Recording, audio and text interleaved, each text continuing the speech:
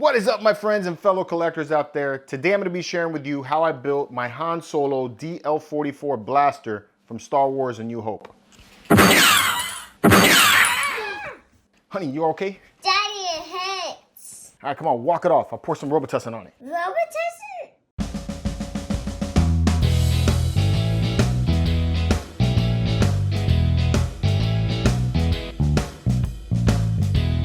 All right, so it's time for the first project of 2021, so I can't wait to get started with this. If this is your first time on the channel, we do a lot of talk about collecting, mostly going on toy hunts. We do stats reviews, hot toy reviews. I do a lot of projects revolving around Star Wars building. This is what I like to do the most.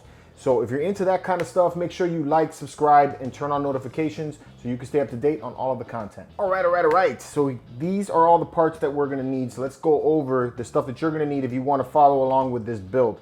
First thing we need to build a Han Solo blaster is this guy right here.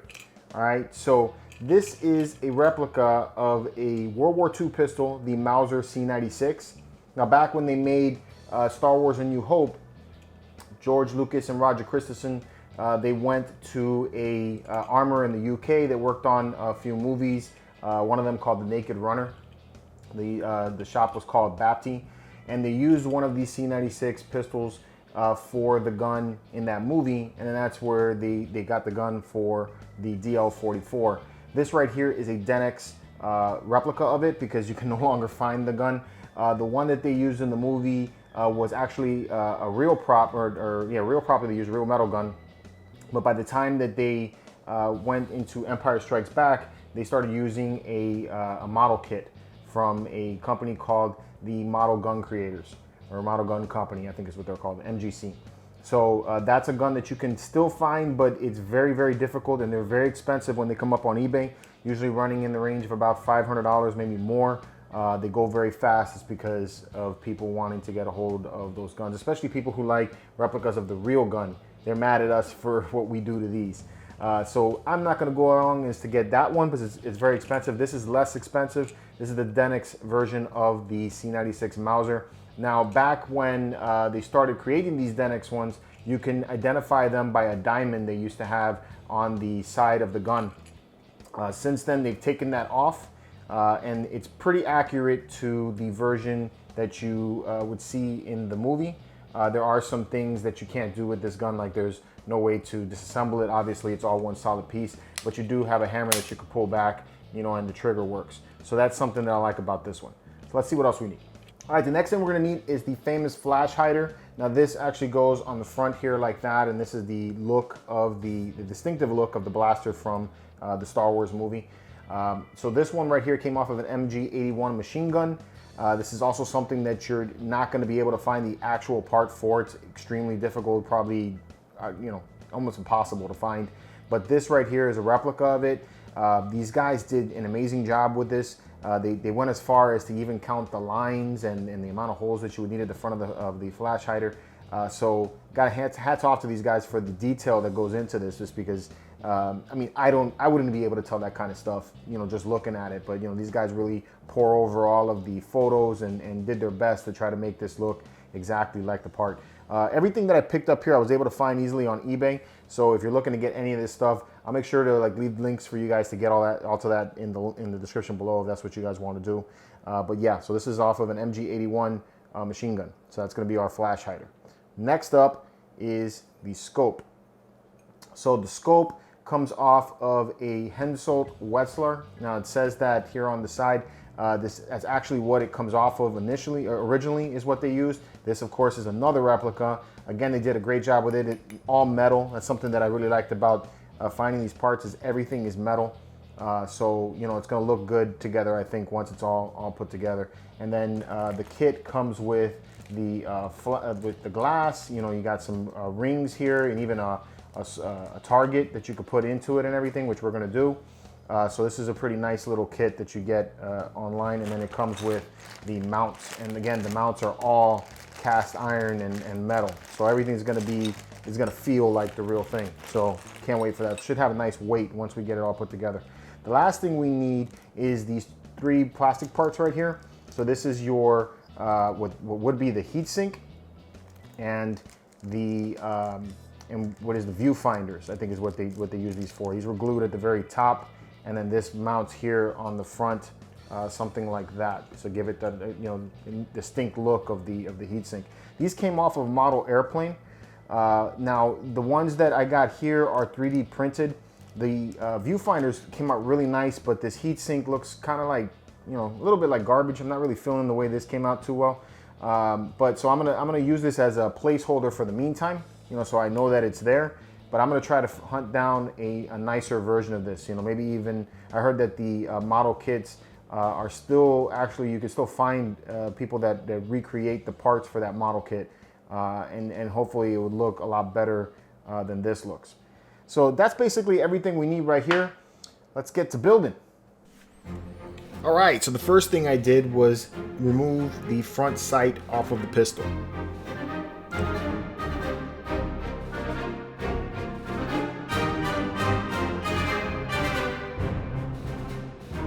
All right, so far I've just used the Dremel to cut off the tip here of the barrel, so I can get this part of the barrel on, and then slide it back in. It's supposed to connect right here. And then we're gonna take, and the flash hider will go over here, and there's a set screw that goes right in. So we're gonna have to cut it back to probably about there so that the set screw can go inside. So that's the idea. I'm gonna mark it here and then cut behind it. And that should give me just enough space to put the set screw in and tighten it down. And we should have the flash hider installed here really quickly. Cool.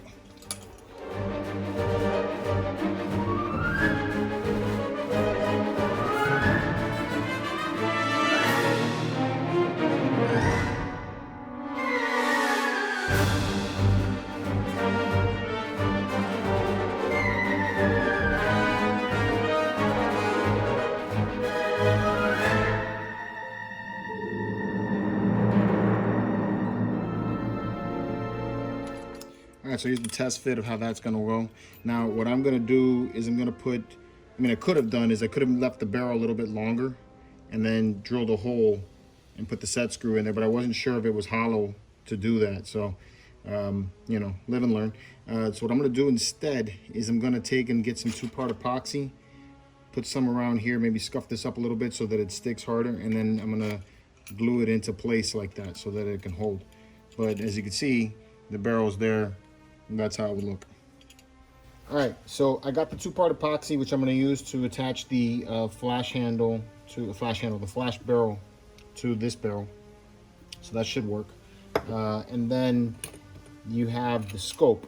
So the scope has these threads, and they're going to go into the gun and then come out the other side, and you're going to have 2 of these lock screws, I guess they are. I don't know what they call them, nuts. I don't know what to call these, but basically you're gonna have these on the inside and on the outside to attach it. So I'm just trying to get an idea of how that's gonna hold in there.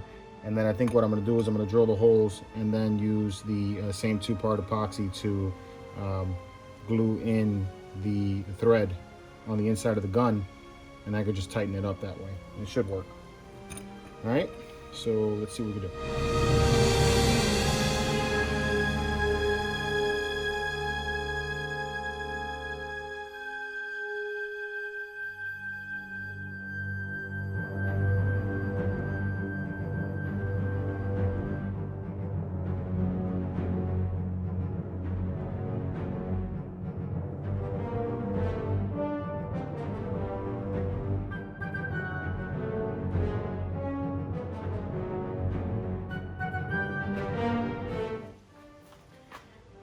Okay, so it turns out that this part of the gun is hollow.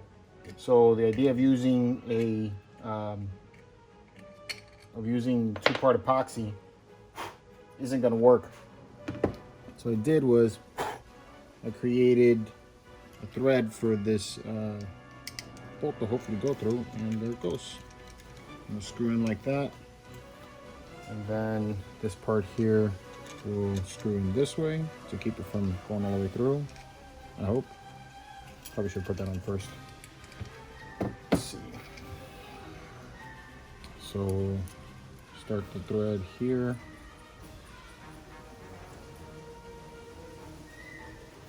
And then screw it in back this way. just like that. And then when we put the plate on, which is right here, you want to pull it out just far enough that we can get something to catch on. So let's take that out. And then this is going to go like that. And then tighten down, and then that's how it'll lock in. Pretty neat. Let's start the other one.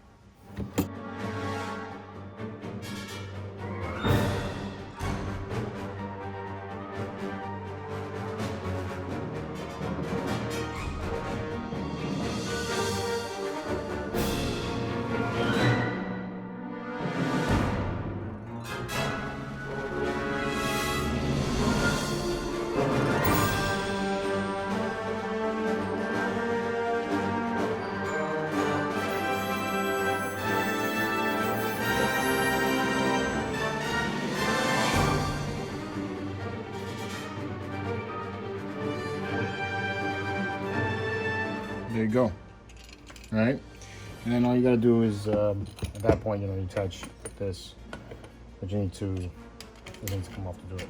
So slides in like that. This goes here, and then you can attach the bolt here to tighten it down, so it will eventually look like this. And then the hammer still works and everything. All right, so let's attach the flash hider right here and get it glued down, and then that'll be that. We let that sit for a little bit, and we can finish up on the scope.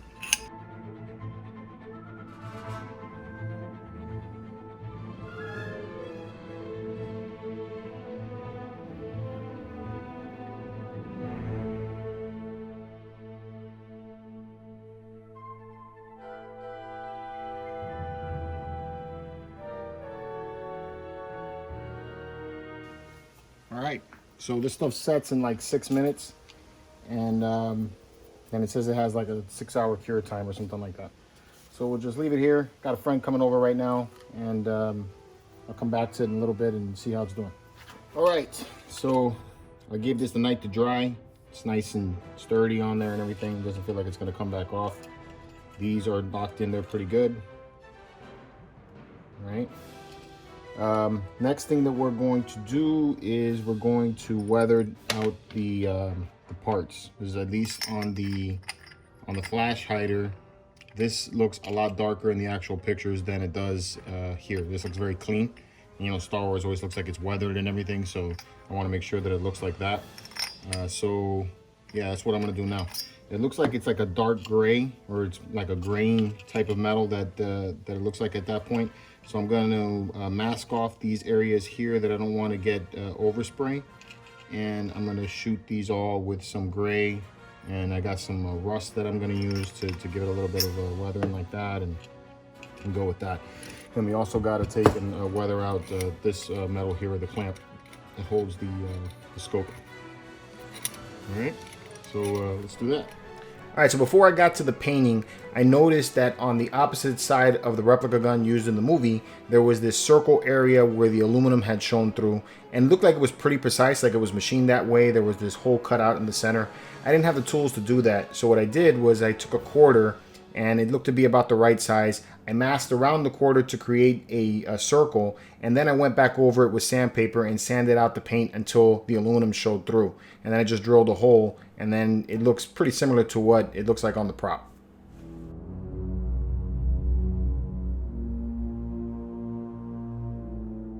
All right, so there is the circle area. It's not perfect, there's some scuffing here on the side. The one that they have on the actual scene and the actual prop looked to be like much sharper, so I'm guessing they used some kind of like spinning disc. I don't have anything like that to be able to pull that off, so I'm just going to clean up some of these lines that I created, and I think that's just going to work for my purposes anyway. So according to the pictures, this area here is black, and then this has the gray. So I'm going to take and mask off some of these areas that are not going to be black, and then I'm going to take and use that and then not worry about so much about this area so much, and just kind of brush over black onto this aluminum looking, I don't know what to call that. Looks like aluminum looking barrel.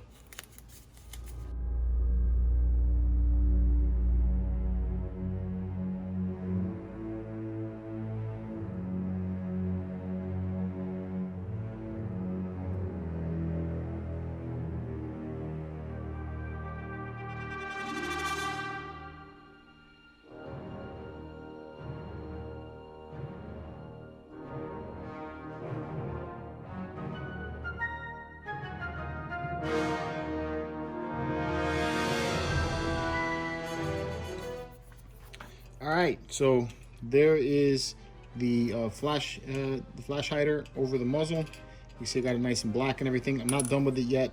I painted up the muzzle here with this spray paint I got at Home Depot called Hammered. It gives it kind of like a textured look to it, I don't know if you're picking that up on camera at all, but I'll show it to you closer once I get it completed. But there's like a texture to it. It darkens it up a little bit, but it still gives it that metallic look. Makes it look a little dirty. But we're gonna dirty it up some more. It's because I want it to be this gun to look a little more weathered. So I'm gonna do a couple of washes now with some black paint here, and this is the black paint that I'm gonna be using. All right, and I also have some other colors I'm gonna put in here, like maybe some oranges and some cyans, just to give it kind of a weathered, rusty kind of vibe to it, so it looks like he's actually been using the gun. All right, so let's get to it.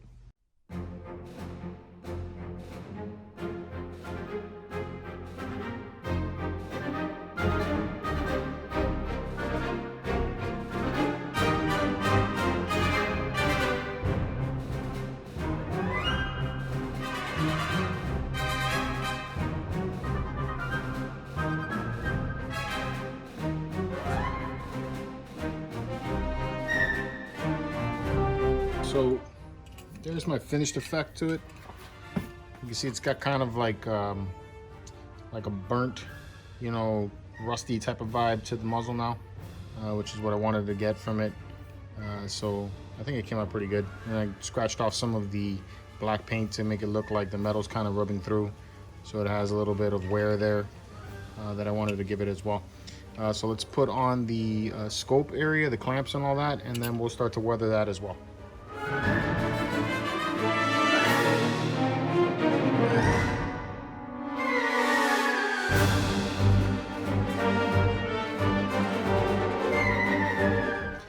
All right, so there it goes. I got a thick coat of black oil paint on the bolt here, and I'm gonna let that sit and dry pretty good. And then the last part of it is I'm gonna come through with some sandpaper and scuff this all up to give it that look like the metal's wearing out, or like it's been dinged up a little bit. I want to try to see if I could do the same thing with the scope, but I don't know if I'm going to be able to do that with the scope. I may have to just use some paint to try to give it that weathered appearance to it, but this is completely black through and through. So I don't know, maybe I'd like get my fingers with some paint and just rub it all over it, just to give it more of a dirty vibe, and make it look like it's been through something. So that's it.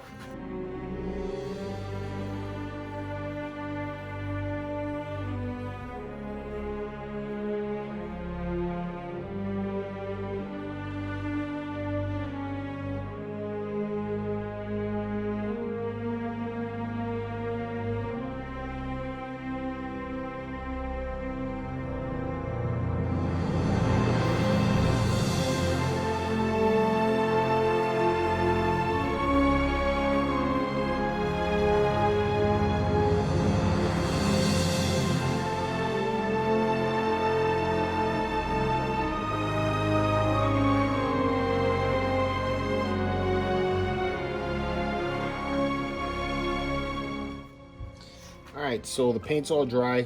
I'm digging the way that looks. Came out pretty nice. And what's left to do now is to install the last final parts, which is the sights. So this is gonna go like that. Now you can see it's a little bit long, so I'm gonna have to probably cut that back just a bit to make that fit a little bit better.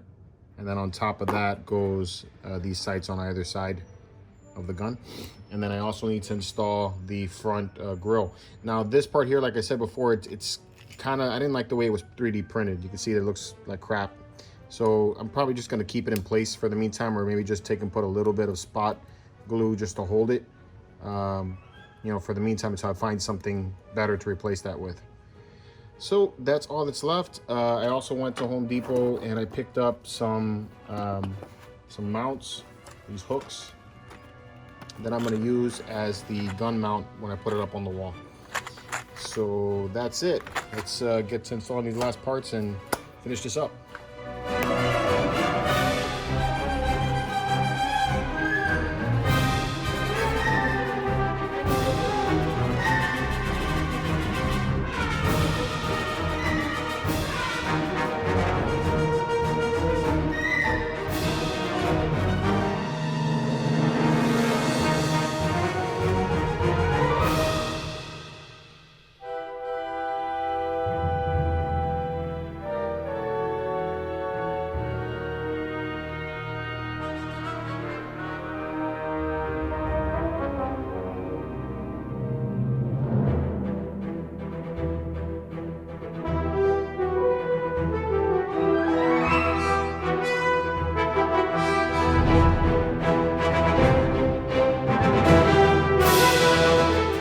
So the last thing we're going to do is we're going to mount the gun on the wall, and this is what I'm trying to go for, just to mount it like that. And then that's going to be where the guns start, and at the very top is going to be Boba Fett's rifle as soon as I get that project done. So that's what we're going to go do. Let's get to that, and then that'll be that, and my project's all finished.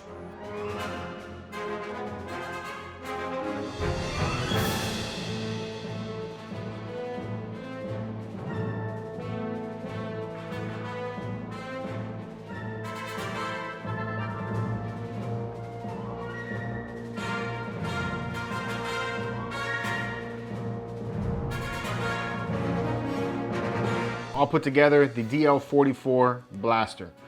This is one that I've always wanted to have in my collection. It's always been out of reach for me because you know, the Master Replicas parts are Master Replicas replicas are on the expensive side. But this really wasn't all that bad considering everything.